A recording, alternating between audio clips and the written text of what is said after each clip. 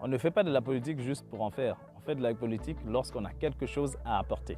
On fait de la politique non pour recevoir, mais pour donner.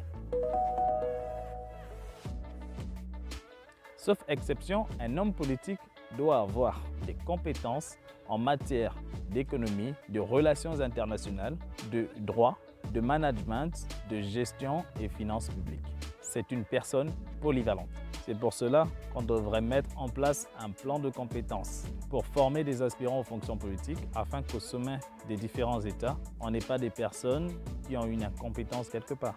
Et pour supprimer l'excuse de « ce n'est pas un professionnel du secteur ». Il doit au moins connaître les bases, au moins comprendre le langage. La fonction politique doit être perçue comme un sacrifice pour la nation et non comme un moyen de gagner beaucoup d'argent. Le sacrifice avant et les avantages après. Il ne s'agit pas de profiter de ce qui est offert. Les avantages à la base, c'est pour mettre à l'abri du besoin la personne qui s'est sacrifiée, la personne sur laquelle on compte, pour qu'elle n'ait pas d'inquiétude à se faire au niveau des différents besoins primaires et secondaires et afin qu'elle se consacre entièrement à son emploi. 7 jours sur 7, 24 heures sur 24. D'où le fait que ces attributions et dépenses courantes sont prises en charge directement par l'État, dont les caisses sont renflouées par la population et les ressources qui y sont affiliées.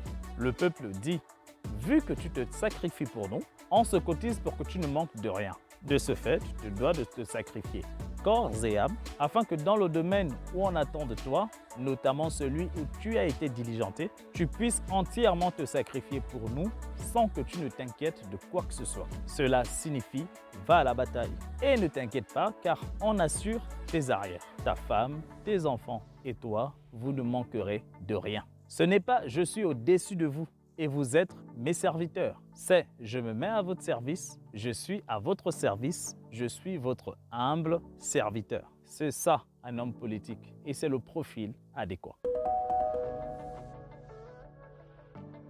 C'est répondre à un besoin donné, à un problème qui a été constaté. Non seulement par le pouvoir en place ou encore par des chercheurs, des professeurs, des lanceurs d'alerte et le peuple, mais aussi par soi-même. Et à partir de là, on propose un projet qui peut être un projet de loi ou tout simplement une morale, un système de fonctionnement, un processus de sortie de crise et j'en passe. Aussi, pour alimenter la compétence et la diligence, il faut avoir un certain nombre de compétences qui peuvent être apportées par ses propres ressources en termes d'expérience, d'études, de formation ou encore pallier à travers divers conseillers, experts en la matière, experts dans le domaine, aptes à vous faire un état des lieux et aptes à vous proposer des solutions. Cela n'empêche pas que la décision vous revienne et qu'à partir des informations que vous avez pu recueillir, vous arrivez à proposer mieux, de meilleures solutions, des meilleures conclusions pour répondre aux problèmes identifiés. Dans un pays, s'il n'y a pas de faille et que le système est infaillible,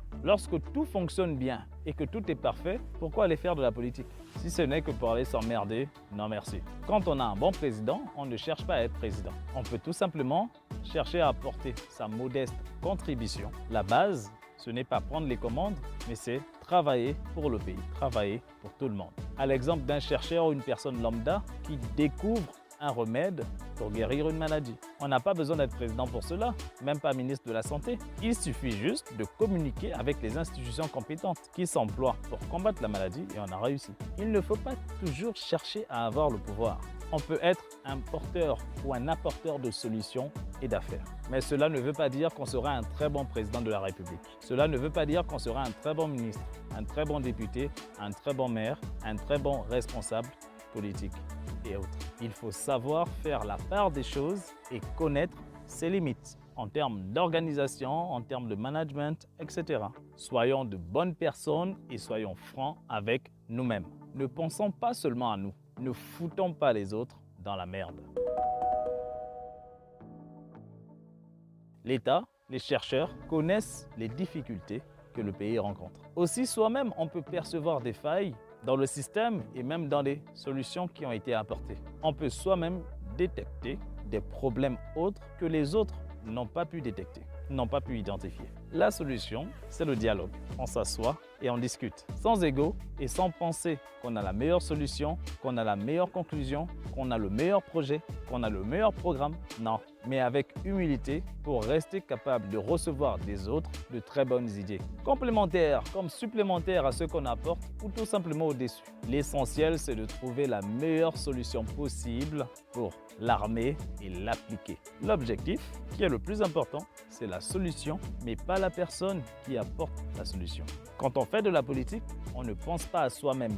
Certes, on n'oublie pas ses intérêts, mais on considère surtout ceux des autres, car c'est pour tout le monde qu'on en fait. Pour ma part, et ça ne veut pas dire que j'ai la science infuse, d'abord c'est un très bon orateur, dans le sens de transmettre un message et d'expliquer chaque point qu'il développe dans le plus grand détail, pour que n'importe qui comprenne bien ce qu'il dit. Ensuite, c'est quelqu'un qui est polyvalent, qui est informé et qui s'informe de tout concernant son pays afin de comprendre les besoins et d'y proposer des solutions. En outre, c'est une personne aguerrie, proche des populations et du terrain,